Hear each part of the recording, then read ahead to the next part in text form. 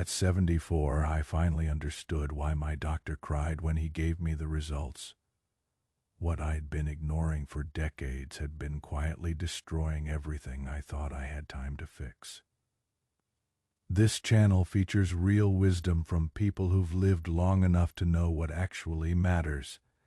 If this story changes how you think about tomorrow, please hit that like button. After watching, tell me in the comments, what is one health habit you've been postponing that you are finally ready to start today?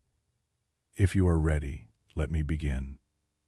My name is Robert Hayes, and I need to tell you about the biggest mistake of my life. For 50 years, I treated my body like it was indestructible. I ignored every warning sign, postponed every checkup, and convinced myself that I was different from everyone else, that somehow the rules didn't apply to me.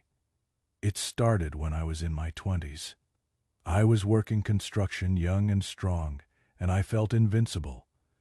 When my back started aching after long days, I told myself it was normal. When I developed this persistent cough from years of smoking, I figured it would go away on its own.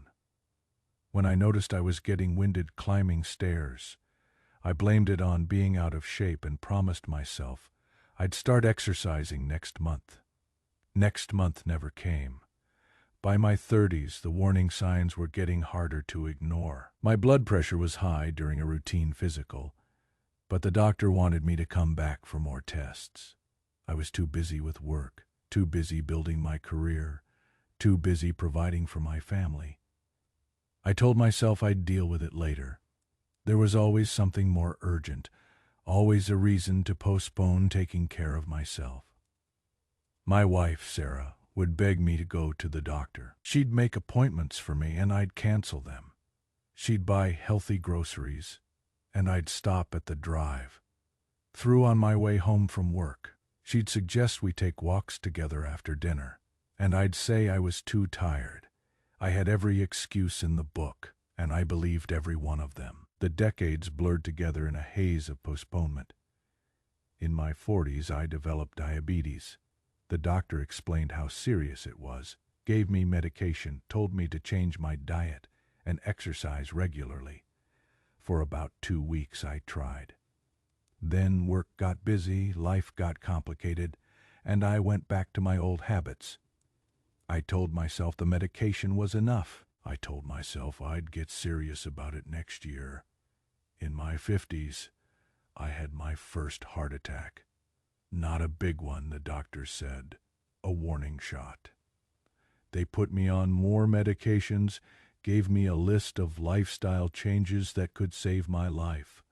Stop smoking, lose weight, exercise, eat better, manage stress. I listened to everything they said, nodded seriously, and then went right back to living exactly the same way I always had.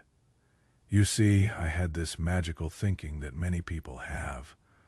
I believed that someday, when things calmed down, when work wasn't so demanding, when I had more time, when I felt more motivated, then I'd take care of my health. I'd quit smoking tomorrow. I'd start eating better next week. I'd join a gym next month.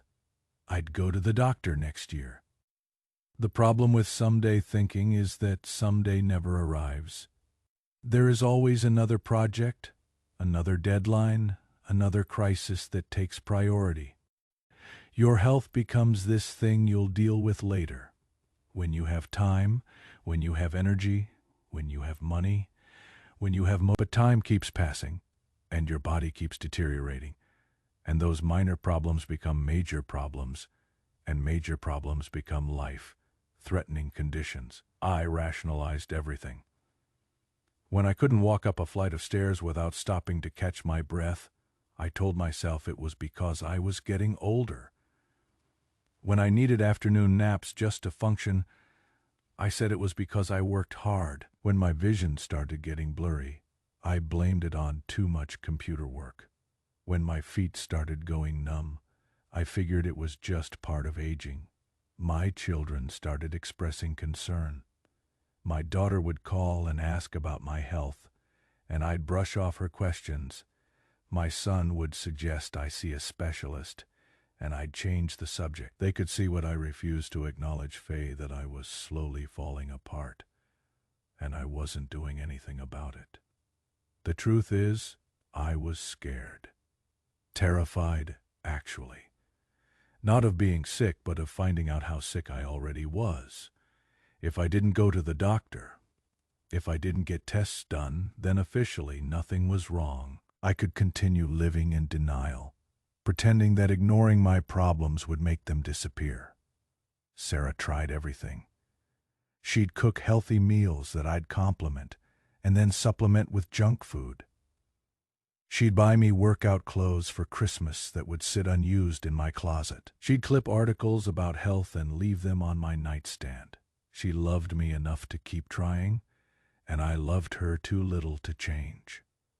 By my 60s, I was on a dozen different medications: pills for blood pressure, pills for diabetes, pills for cholesterol, pills for depression that I developed watching my body fail while doing nothing about it. I had a pill organizer with compartments for morning, noon, and night.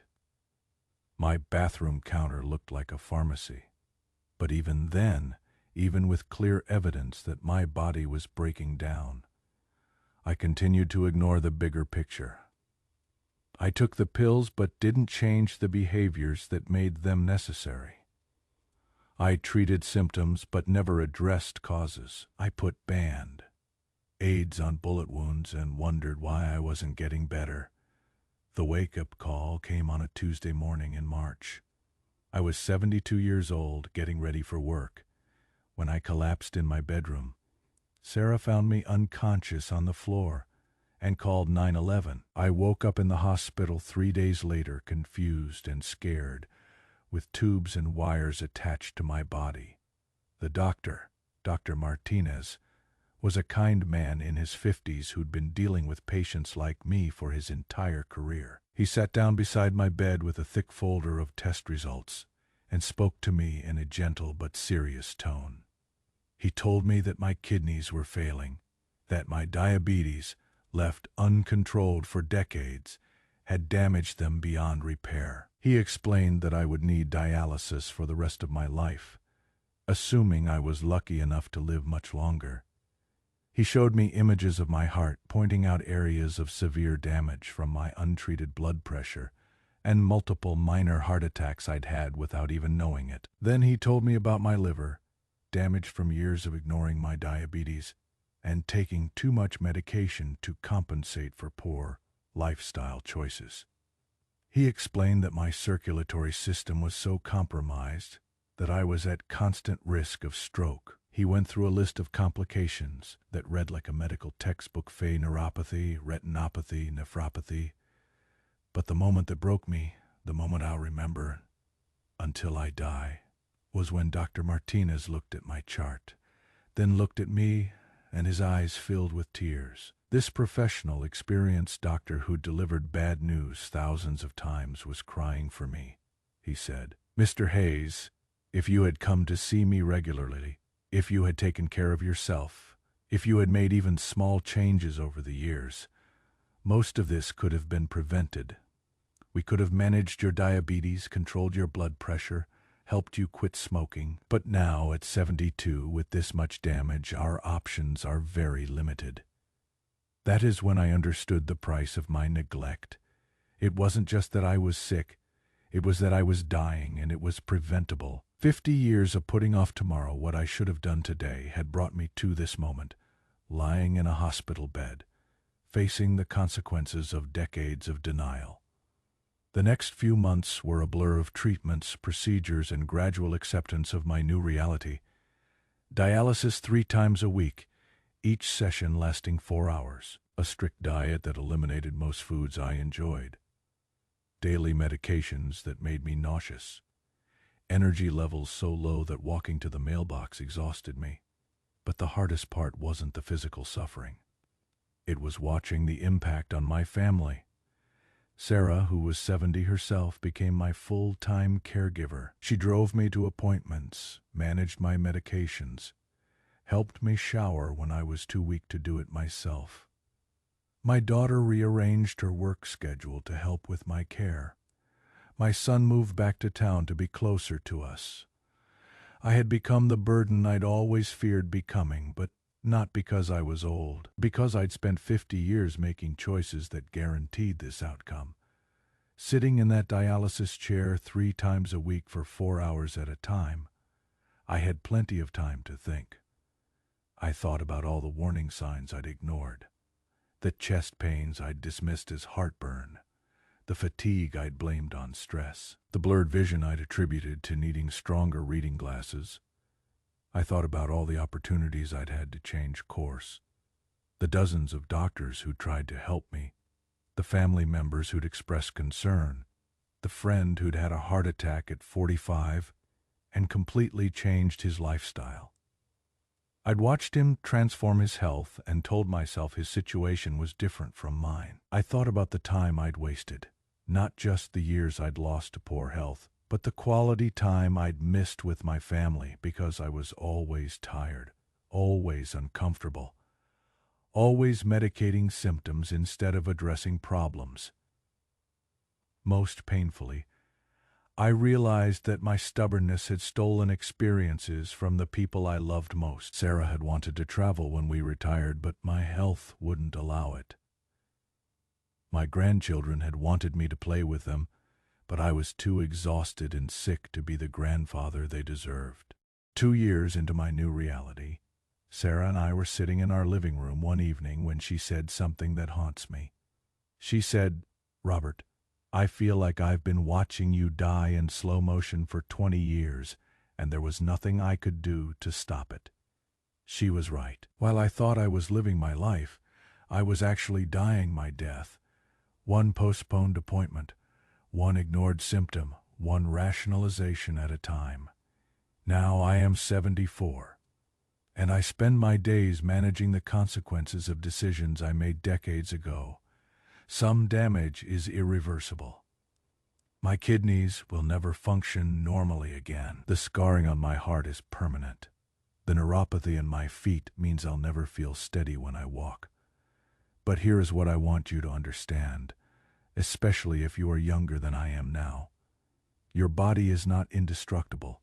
It is not going to wait for you to be ready to take care of it. Every day you postpone addressing health problems. Every month you delay that checkup. Every year you promise to start taking better care of yourself next year. You are making a choice. You are choosing short-term convenience over long-term well-being. I understand why people avoid dealing with health issues. It is scary to face the possibility that something might be wrong. It is expensive to see doctors. It is inconvenient to change habits you've had for years. It is overwhelming to think about overhauling your entire lifestyle. But I promise you, dealing with health problems early is infinitely easier than dealing with health crises later. A routine checkup is easier than emergency surgery. Preventing diabetes is easier than managing diabetes. Quitting smoking at 30 is easier than quitting smoking at 60 with emphysema. Your future self is depending on the choices you make today. The 70-year-old version of you will either thank you or resent you based on how you treat your body right now. And unlike other mistakes in life, health mistakes often can't be undone. If there is one thing I could go back and tell my younger self, it would be this: your health is not something you can afford to ignore. It is not something you can fix later when it is convenient. It is the foundation everything else in your life is built on, and when that foundation crumbles, everything else crumbles with it. Don't wait until you are sitting in a dialysis chair to realize that taking care of yourself isn't selfish, Faye. It is necessary. Don't wait until you are watching your family sacrifice their lives to care for you to understand that your health affects everyone who loves you. That persistent cough, that unexplained fatigue, that pain you've been ignoring. Faye, get it checked out. Make the appointment you've been putting off. Start the lifestyle changes you've been postponing. Stop waiting for the perfect time, because there is no perfect time. There is only now. And now is all you have. Ignored my body for 50 years, and the price was unthinkable. Don't make my mistake. Take care of yourself while you still can, because once you can't, it is too late.